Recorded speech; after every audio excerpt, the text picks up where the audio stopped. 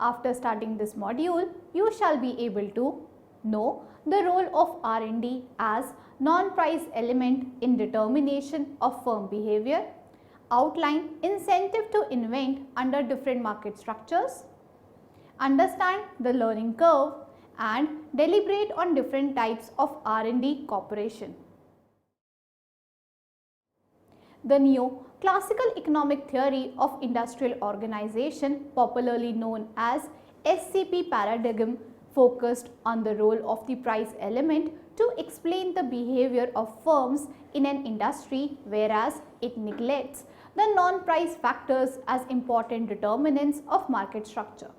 Non-price variables like expenditure on product differentiation, skill, research and development, innovation, technology cooperation play an important role in industrial growth and development rather than only traditionally stressed factors like profits, investment and other price factors. In contemporary industrial economics, innovation is an important factor which determines the behavior of firms as a non-price element. The extent of innovation carried out by firms is determined by various factors including market structure. Next is market structure and innovation, learning and R&D. The complexity of the relationship between innovation and market structure stems from the large number of factors that may influence the incentives to innovate and their often opposing effects. These factors depend on the nature of intellectual property protection, characteristics of the invention, the extent of competition before and after innovation, and the dynamics of R&D. Determining the overall incentive to innovate requires answering many questions, including the following.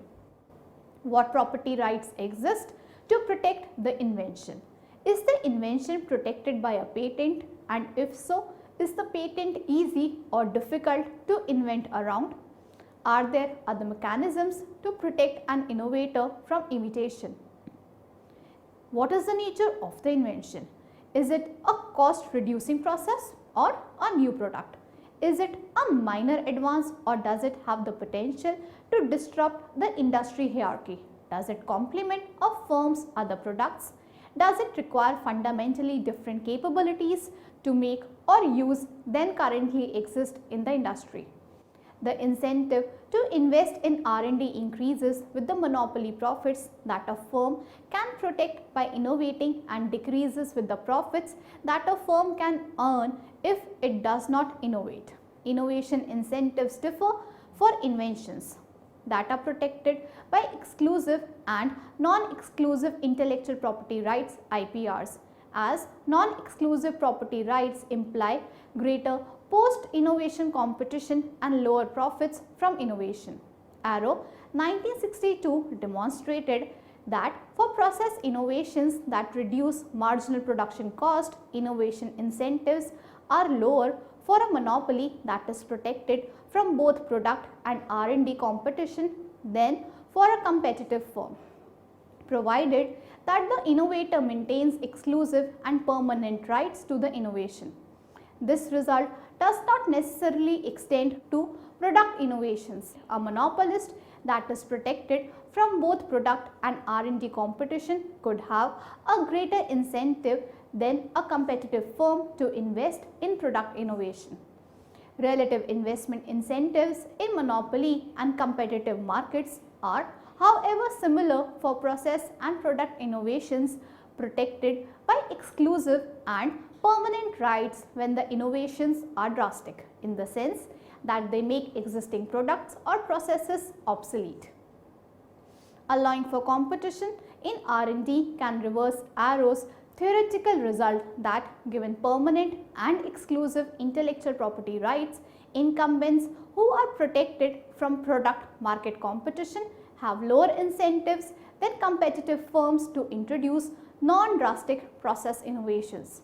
Under some conditions, a firm that is a dominant supplier of an existing product has an incentive to preempt rivals by investing more in R&D than the rivals will gain from the innovation. Furthermore, a firm that has a large head start in R&D could have an incentive to maintain its lead over rivals, and that incentive could be sufficient to deter innovation competition. While it is difficult to make general conclusions about R&D incentives in different market structures, the analysis does permit some broad characterizations and lessons for antitrust policy for R&D intensive industries. Economic theory supports the proposition that competition is more likely to provide greater incentives for product and process innovations if the following conditions apply. These conditions apply for investment in R&D with and without exclusive rights to inventions, although there is a stronger presumption that competition promotes investment in R&D if the inventor gains exclusive rights. Competition in the old product is intense. To the extent that competition in the old product is intense, this lowers the pre-innovation profit for a competitor that would be replaced by a new technology and increases its incentive to invest.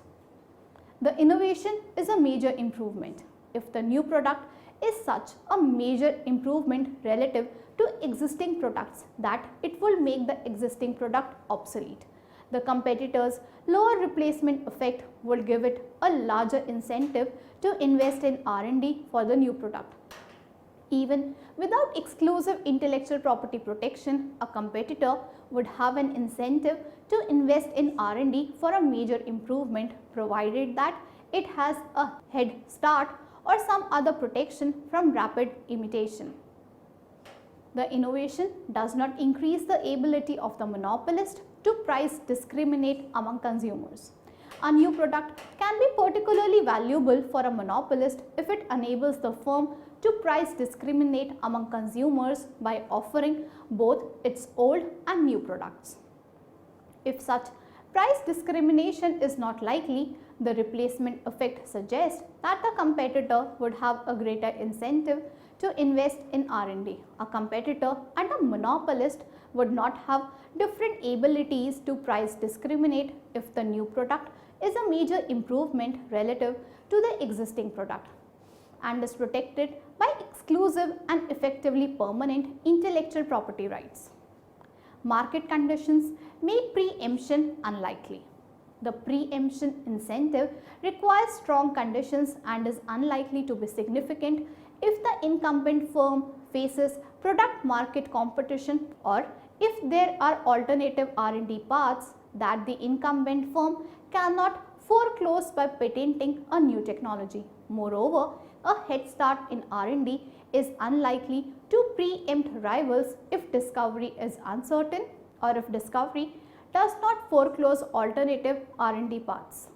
Empirical evidence for preemptive R&D investment by dominant firms is weak. The large body of economic theory and empirical studies on the relationship between competition and innovation fails to provide general support for the Schumpeterian hypothesis that monopoly promotes either investment in R&D or the output of innovation.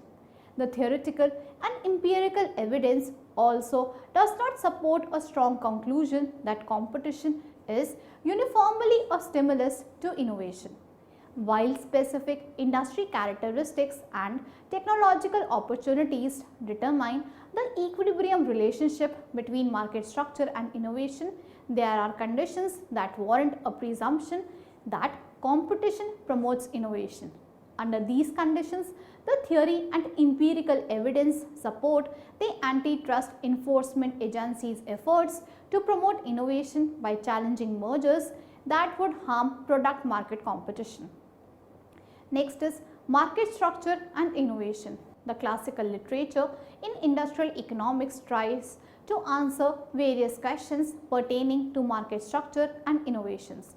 One group argues that competitive markets are most conducive to supply a new innovation, whereas others have proved that an imperfect market presents no additional disincentive for innovation and could indeed lead to more innovation. Here we will confine ourselves to Arrow's analysis, which presents a case where incentives to invent are stronger for competitive as opposed to monopolistic industries. He considered a simple case of a process innovation in an industry with constant cost, and for simplicity he assumes absence of uncertainty and inappropriability of the invention. Arrow further assumes that an inventor of the new process charges all firms in the competitive industry an arbitrary royalty per unit of output for the use of the invention, and in monopoly situation it is assumed that only the monopoly firm itself can invent. In a competitive industry, price equals average cost and monopoly marginal revenue is equal to marginal cost both pre and post invention. Arrow considered the following two cases to identify the difference between incentive to invent under competitive and monopoly industries. First, drastic cost reduction innovation. Second, moderate cost reduction innovation. First, we will discuss the incentive to invent in competitive industries and how it differs from incentive in monopolized industries. In the figure, D is the linear market demand curve and halfway to market demand curve is marginal revenue curve. C is the pre-invention unit cost curve. The introduction of a drastic cost reducing innovation, process innovation would result in decline in unit cost from C to C dash. In a competitive industry, the inventor charges firms a per unit royalty R to maximize his profits. This will result in restricting competitive industries' output to where MR is equal to C, giving maximum profits equal to area PU VC dash from a per unit royalty PC dash. Thus, the competitive industry would set price P and pay a total royalty P dash to inventor. The inventor would then be willing to invest in the invention if the cost of the invention is less than P dash. Whereas in case of monopolized industries, the monopolist set MR equal to C dash and his profits are P dash. But the incentive to invent is the difference of pre and post invention profit P dash minus P, as difference of pre and post invention profit is less than the P dash. Therefore, there is less incentive for invention in monopoly than in competition. Arrow's argument in case of drastic cost reducing technical progress proves that the inventor in the competitive situation can extract a total royalty equal to what the monopolist could gain post invention. The second case of Arrow is based on moderate cost reducing invention and presented in figure where technical progress results in decline in cost from C to C dash. In the competitive case, the inventor can set a maximum royalty C dash, since a higher royalty makes the invention not worthwhile for the competitive firms. Therefore, total royalty is equal to area CA/BC dash. The monopolized industry, in contrast to competitive industry, sets MR equal to C dash after the invention, giving profits equal to area PU/VC dash. The incentive to invent is PU/VC dash hyphen WXYC as before. The incentive to innovate is less under monopoly. As you can see in figure, demonstrates incentive to invest in moderate cost reduction. Although Arrow's analysis of the incentive to invent under monopoly and competition has been criticized by many, it presents a simplistic case of comparison of two markets when an outside innovator supplies an innovation to competitive market, whereas the monopolist provides its innovation itself. Arrow 1962 showed that for process innovations that reduce marginal production cost, innovation incentives are lower for a monopoly that is protected from both product and R&D competition than for a competitive firm, provided that the innovator maintains exclusive and permanent rights to the innovation. This result does not necessarily extend to product innovations.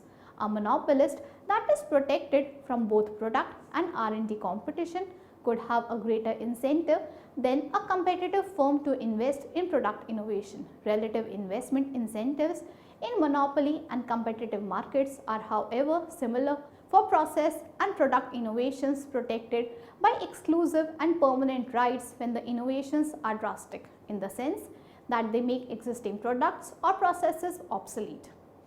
Allowing for competition in R&D can reverse Arrow's theoretical result that given permanent and exclusive intellectual property rights, incumbents who are protected from product market competition have lower incentives than competitive firms to introduce non-drastic process innovations. Under some conditions, a firm that is a dominant supplier of an existing product has an incentive to preempt rivals by investing more in R&D than the rivals will gain from the innovation. Furthermore, a firm that has a large head start in R&D could have an incentive to maintain its lead over rivals, and that incentive could be sufficient to deter innovation competition. While it is difficult to make general conclusions about R&D incentives in different market structures, the analysis does permit some broad characterizations and lessons for antitrust policy for R&D intensive industries. Economic theory supports the proposition that competition is more likely to provide greater incentives for product and process innovations if the following conditions apply. These conditions apply for investment in R&D with and without exclusive rights to inventions, although there is a stronger presumption that competition promotes investment in R&D if the inventor gains exclusive rights. Next is learning curve and learning by doing. A learning curve is a graphical representation of the increase of learning with experience or doing things repeatedly. In 1936, Theodore Paul Wright described the effect of learning on production cost in the aircraft industry. This form in which unit cost is plotted against total production is called experience curve. Progress in skill learning commonly follows an S-shaped curve with some measure of skill on the y-axis and the number of trials on the x-axis. Progress is slow at first, and then a subject may experience a burst of learning that produces a rapid rise on the graph. As you can see, the S-shaped learning curve typical of complex learning. The economic learning of productivity and efficiency generally follows the same kinds of experience curve and has interesting secondary effects. Efficiency and productivity improvement due to research and development can be considered on the basis of the organization or industry or economy as a whole through learning processes. The general pattern of an experience curve is of first speeding up and then slowing down as the practically achievable level of methodology improvement is reached. Next is characteristics of research and development. The spending by firms R&D on development of a new product or low-cost production process is part of a strategic move to gain advantage over their rivals. The basic economics of an R&D process or inventive activity presents a special case for at least two reasons. First, a high level of uncertainty associated with the process of inventive activity, and second, because its output, the output of a successful R&D could be a blueprint of information, new product or production process, has characteristics of a public good. The problem of uncertainty arises in research and development because the output obtained from employing resources in a new research project is not known. Inevitably, therefore, there is a risk associated with inventive activity, and bearing of risk is mandatory to carry out research activity. If property rights are not defined correctly, then they may create the problem of moral hazard and free riders. The second aspect of research and development which requires attention is the product or output of inventive activity, that is information. As argued by Arrow and others, once an invention is successfully carried out, its output possesses the characteristics of public good, which creates problem for a free enterprise economy, especially non-excludability and non-rivalness or indivisibility. As far non-excludability is concerned, after the successful innovation, if property rights are not well defined, as once information is available, it can be reproduced at little or no cost. A firm may attempt to keep new product or process inventions secret, but in doing this, as Arrow argues, it may be unable to exploit at full extent. An alternative is to patent the idea or invention to establish legal property rights. It has the advantage of permitting a firm to license the use of its idea to others. Although it has this advantage that in revealing the data for patenting may encourage infringement of property rights or theft of ideas by imitators. The problem of non-rivalness of information creates a different problem for a firm as well as the economy. Non-rivalness means making information available to one person does not reduce the amount available for others.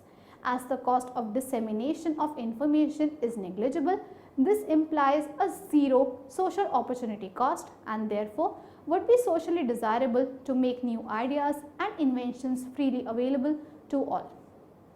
If property rights are given, resulting in restrictions of the use of new inventions by a firm, it implies a socially suboptimal utilization of the innovation. Next is Research and Development Corporation. The economic literature offers a vast number of arguments about the incentives for innovative firms to cooperate on R&D, including import of technology with other partners. More recently, an article was published on the factors determining R&D corporation, which grouped these factors into two main groups: elements related to production and absorptive capacity, and elements related to the complementary needs of external knowledge.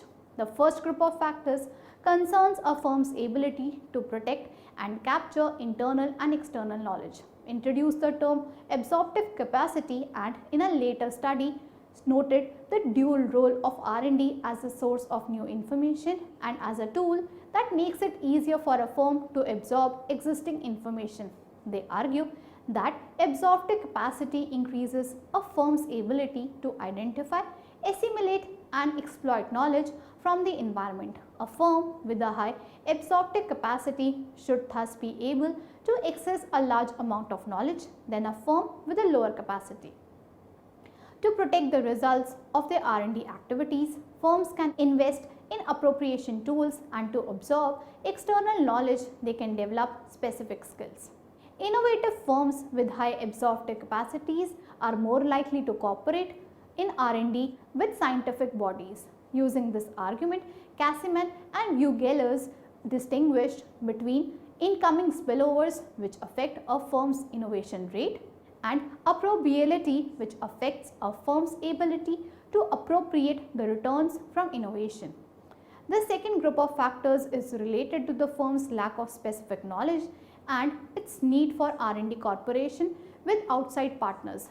Hedgedon finds that technological complementaries are one of the most important reasons for firms to cooperate on R&D and access to external knowledge. When an innovative firm requires external knowledge and skills to complement its internal knowledge, and when its needs cannot be satisfied via the market, its incentive to cooperate increases. When innovative firms cooperate on R&D projects, especially with public bodies, they benefit from the complementary knowledge generated by other agents and share the risk on projects and access to public grants. Next is R&D corporation and their types. Traditionally, the research and development process is instrumental to innovative behavior of firms and dynamic industries.